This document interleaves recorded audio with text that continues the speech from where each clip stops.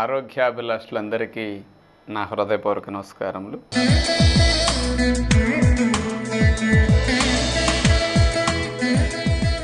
ఈరోజు మనం ఫలితం రాకపోయినా ప్రకృతి విధానం ఎందుకు మానొద్దు అనే విషయం తెలుసుకోబోతున్నాం. చాలామందికి ఒక అలవాటు ఉంటుంది. ఏదైనా అనారోగ్య సమస్య వచ్చినప్పుడు ఆ సమస్యకి ఉపశమనాన్ని పొందటానికో ఆ సమస్య నిర్మూలనకో హోమియోపతికి వెళతారు. ఒక 6 నెలలు 1 year ప్రయత్నిస్తారు. అది అంత ఖర్చు పెట్టి అన్ని నెలలు తిరిగి మందు వాడినా ఆ సమస్య ఏమీ తగ్గలేదు. కానీ డాక్టర్లు తగ్గుతుందని చెప్పారు, కానీ తగ్గలేదు. కాబట్టి నమ్మకం పోయి దాన్ని వదిలేస్తారు. ఆయుర్వేదం దగ్గరికి వెళతారు. అక్కడ ఇంకొక 6 నెలలు తిరిగి మందులు వాడేసరికి ఆశించిన ఫలితం రాక దాన్ని వదిలేస్తారు. ఏదో ఇంగ్లీష్ మందులు సైడ్ ఎఫెక్ట్ ఉంటేలే అని ఫస్ట్ ఈ 2 ట్రై చేశారు. ఈ 2లో తగ్గల. అప్పుడు ఇంగ్లీష్ వైద్యానికి వెళ్ళారు. అక్కడ తగ్గుతుంది, కొన్ని తగ్గనే ఉంటే ఇంకొక చోట ఆలోచిస్తారు. అంటే తగ్గలేదు అని దాని మీద నమ్మకం పోగొట్టుకుని దాన్ని వదిలేయటం మనిషికి ఒక అలవాటుగా ఉంటుంది. సహజంగా ఫలితం రానప్పుడు దాన్ని మానేయటమే కదా పరిష్కారం. అనవసరంగా డబ్బులు పోగొట్టుకుని మందులు కదా సైడ్ ఎఫెక్ట్స్ ఎందుకులే అనవసరంగానే మానేస్తాం. అలాంటి వైద్య విధానాల వలె ప్రకృతి వైద్య విధానం కూడా ఒకటి. మీకున్న సమస్యలేవో తగ్గటానికి ఈ విధానంలోకి వస్తారు మీరు. ఉదాహరణకి ఏ బీపీ తగ్గాలని వచ్చారు, ఏ షుగరు, కీళ్ళ నొప్పులో, చర్మ వ్యాధిలో తగ్గాలని వచ్చారు. ఫలితం వస్తుందని ఏదో సలహా అడుగుతారు. ఏవో 4 మంచి మాటలు మేము చెప్తాం, ఇట్లా ఆచరించండి, అలా ఆచరించండి అని. టీవీ విని మీరు ఆచరించవచ్చు, లేకపోతే స్వయంగా నాతో మాట్లాడన్నా సలహా తీసుకుని ప్రారంభించవచ్చు. 4 నెలలు 6 నెలలు మీరు ఆచరించారు. కానీ అనుకోకుండా మీకున్న చర్మ వ్యాధో, బీపీనో, ఏదైనా కీళ్ళ నొప్పులు ఏవో తగ్గలేదు. 6 నెలలు కష్టపడి ఇన్ని ఆహార నియమాలు నేను ఆచరించాను. ఉప్పు లేకుండా తిన్నాను, ఉదయం మొలకలో పళ్ళు తిన్నాను, సాయంకాలం 5 జ్యూస్ తాగాను, 6:30 కల్లా ఆయన డిన్నర్ తినేయమన్నారు కాబట్టి 6:30కే ఫ్రూట్స్ తిన్నాను, రోజు కాస్త వ్యాయామాలు చేశాను, నీళ్లు 4-5 లీటర్లు తాగాను, 2 సార్లు దొడ్లోకి వెళ్ళాను, అన్నీ చెప్పినట్టు తూచా తప్పకుండా చేశాను. కానీ నాకు మాత్రం ఈ కీళ్ళ నొప్పులు పెద్దగా 6 నెలలు ఆచరించిన ఏదో 10% తప్ప ఏమీ తగ్గలేదు. నాకు ఈ విధానం ఇంత కంట్రోల్ చేసుకుని ఇంత నిగ్రహించి నేను ఆచరించినప్పటికీ నాకు ఫలితం పెద్దగా రాలేదు. నాకు మాత్రం ఈ ప్రకృతి వైద్యం పడలేదు. మిగతా వాళ్ళకి తగ్గుతున్నాయి, మరి నాకు తగ్గలేదంటే నా శరీరానికి ఇది సూట్ అవ్వలేదేమో, అందుకని నేను మానేస్తాను అంటారు కొందరు. ఇలా అనుకుని మానేస్తే నష్టం ఏమిటి? మీరు ఇట్లాంటి కీళ్ళ నొప్పులు హోమియోలో తగ్గక మానేసినా నష్టం లేదు, మీకు ఆయుర్వేదంలో తగ్గక మానేసినా నష్టం లేదు, ఇంగ్లీష్ మందులతో తగ్గక మానేసి చివరికి మీరు ఆపరేషన్ చేయించుకున్నారు. తగ్గకపోతే ఇంకో దానికి వెళ్ళటం మీకు అలవాటు. కానీ ఇక్కడ ప్రకృతి వైద్యులు ఇవి తగ్గలేదని దీన్ని ఈ మంచి అలవాట్లని మానేస్తానంటాం చాలా నష్టపోతారు. జీవితంలో మనిషికి చాలా ఇబ్బందులు వస్తాయి ఇలాంటి మంచిని మానేస్తే. ఇది నాకు తగ్గలేదు కాబట్టి నేను మానేస్తాను అని అనటం ఎలాంటిదంటే, ఏదో కట్టకెళ్ళి పని అయిన తర్వాత చెరువు మీద అలగటం ఎలాంటిదండి? కొంతమందికి ఇట్లంటే అర్థం కాదు. కాలువ గట్టుకి చెరువు గట్టుకి దీనికి వెళతారు, చెరువు మీద అలిగి కడుక్కోవడం ఆపేస్తే ఎవరికి నష్టం? మీకు ఫలితం రాకపోయినా ఈ ప్రకృతి విధానాన్ని ఆపితే నష్టం నాకు కాదు, మీకే. ఎందుకో తెలుసా? ఇది మందు కాదు మేము చెప్పింది, మంచి అలవాట్లు, ఒక క్రమశిక్షణ, శరీరానికి అన్ని పోషక విలువల్ని చక్కగా అందిస్తూ రోగనిరోధక శక్తిని పెంచుకుంటూ అనేక మంచి ఫలితాలనిచ్చే మంచి అలవాట్లతో కూడిన విధానం. అందుకని మీకు ఆశించిన ఒక సమస్య తగ్గకపోయినా ఇది ఒక సమస్య కోసం కేటాయించిన విధానం కాదు. ఈ మంచి అలవాట్లు మీరు ఆచరిస్తే ఒక్క సమస్య తగ్గి ఆగదు. ఇది శరీరం మొత్తానికి ఉపయోగపడే చక్కటి విధానం. టోటల్ బాడీని చేంజ్ చేసుకోవడానికి ఉపయోగపడే విధానం. అందుకని శరీరమే సమస్యను తగ్గిస్తుంది, సత్యనారాయణ సమస్యను తగ్గించట్లే. ఇక్కడ మీ శరీరానికి కావలసిన మంచి అవసరాలు మీరు అందిస్తున్నారు. ఈ మంచి అవసరాల్ని మనం అందించటం ద్వారా శరీరం ఆరోగ్యవంతంగా అవుతూ శరీరమే తన సమస్యలను తను పరిష్కరించుకునే ప్రయత్నం చేస్తుంది.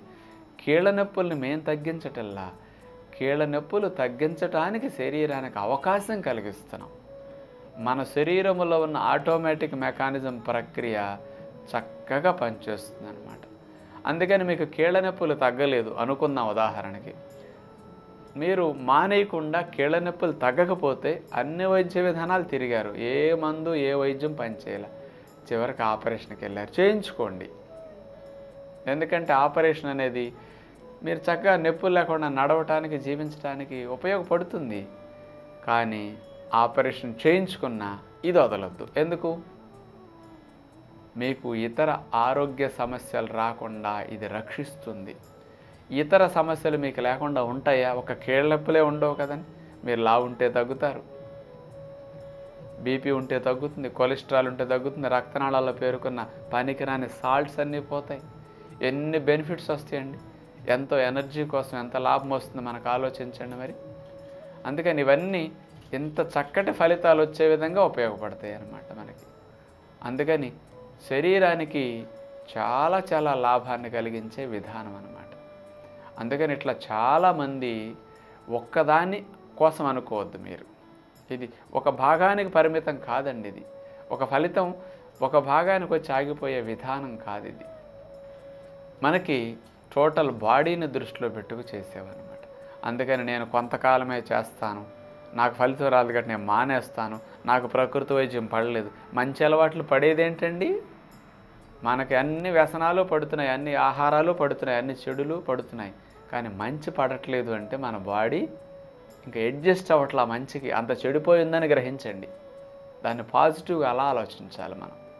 దాన్ని నెగిటివ్గా తీసుకుని దీన్ని దూరం అవ్వకూడదు.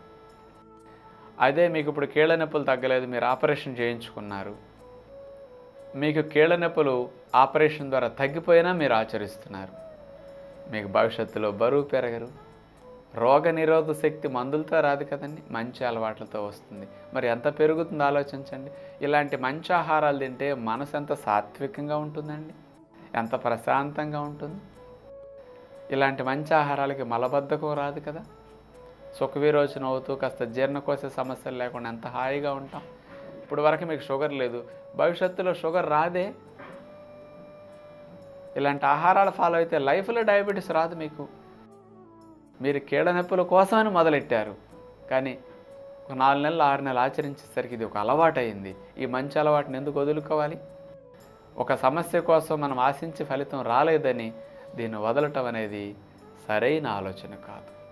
అందుకని ఎవరన్నా మీలాంటి వారు కొంతమంది ఏం చేస్తుంటారంటే, ఇలా ఒక సమస్య కోసం ఆశించి దీన్ని ప్రారంభించి కఠినంగా ఆచరిస్తూ ఆశించిన ఫలితం రాకపోతే నాకు ఈ విధానం పడలేదని కనపడ్డ వాళ్ళందరికీ అడిగిన వాళ్ళందరికీ చెప్పి వాళ్ళని చెడగొడతారు పాపం. మీరు కావాలని చెడగొట్టే ప్రయత్నం చేయట్లా. నాకు రాలేదు కాకపోతే ఇది నాకు పడలేదు నేను మానేస్తున్నానంటారు. అంటే వాళ్ళకు ఒక చెడుని ప్రచారం చేసినట్లు అవుతుంది. అంటే ఇది మంచి అలవాట్లని మనం 10 మందికి చేర్చాలి అంటే, మన చూసి 10 మంది బాగుపడాలంటే ఈ మంచి అలవాట్లని ఒక చెడు భావంతో చూసేటట్టు సమాజంలోకి మనం వెళ్ళనివ్వకూడదు. అందుకని శరీరానికి ఎప్పుడూ దీన్ని వదలకుండా ఆచరించాల్సిన చక్కటి జీవన విధానము. అందుకని దీన్ని మానేసేది కాదు. ఇప్పుడు మేము 25 ఏళ్ల నుంచి ఆచరిస్తున్నాము ఈ మంచి అలవాట్లని. ఏదైనా జబ్బు ఉండే అంటే ఏ జబ్బు లేదు. ఎందుకు ఆచరిస్తున్నాం? ఏ జబ్బు రాకుండా. ఎంతకాలం ఆచరించాలి? వదలకుండా. ఫలితం మరి ఏమీ కనిపించట్లేదంటే ఏం కనిపించాలి? ఇంకా జబ్బు లేదు కాబట్టి ఆరోగ్యం, రోగనిరోధక శక్తి, మహాభాగ్యాన్ని పొందే అదృష్టం కలుగుతుంది. దానికోసం మనం మానకుండా ఆచరించాలన్నమాట. అందుకని పెద్దలు ఎందుకు ఇట్లాంటి సమస్యలు వచ్చినా జబ్బు తగ్గపోయినా ఎందుకు ఆచరించాలో తెలుసా? మీ ఇంట్లో పిల్లలు ఉన్నారు, ఆ పిల్లలకి మంచిని మీరు అందించాలి అంటే మీరు కంపల్సరీ ఆచరించాలి. మీ పిల్లలు మిమ్మల్ని చూడాలి మంచి అలవాట్లు ఆచరించడం. అప్పుడు వాళ్ళు నేర్చుకుంటారు, వాళ్ళకి అలవాట్లు వచ్చేస్తాయి అట్లా చేస్తే. దానికోసం మనం ఆచరణ చేయాలన్నమాట. కుటుంబంలో ఒకరిద్దరు ఆచరిస్తే మిమ్మల్ని చూసి ఇంకా మిగతా వాళ్ళందరూ మంచి వైపు వెళతారనమాట. అలా వెళ్ళటం కోసం మనం ఆచరించాలి. అందుకని ప్రకృతి విధానం అనేది కొంతకాలం ఆచరించి మానేసేది కాదు. అలాంటి ఆలోచన మీ మనసులోకి వస్తే కూడా దయచేసి ఒక జబ్బు కోసం అనేది కాదు అని మీరు గ్రహించి మరి ఈ విధానాన్ని మనం బ్రతికినన్నాళ్ళు కొనసాగించే చక్కటి జీవన విధానంగా తెలుసుకుంటారని విజ్ఞప్తి చేస్తూ తదుపరి కార్యక్రమంలో మరలా కలుసుకుందాం. అందరికీ సెలవు. నమస్కారం.